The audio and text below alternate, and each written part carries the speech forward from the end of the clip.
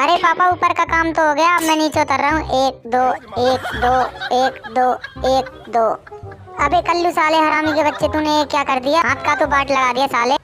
यार पापा रो मत, ये खा लो जल्दी से। इधर से फिर चलते हैं लकड़ी काटने के लिए। आज तो सारी लकड़ी काट के रहूंगा। अरे यार मेरी लकड़ी कहाँ चली गई, कहीं नजर नहीं आ रही है। अरे कल्लू बेटा वहाँ कैसे पहुँच गई ये लकड़ी? अरे पापा आपने ये क्या कर दिया? अब बताओ मैं सब्जी कैसे बनाऊंगा?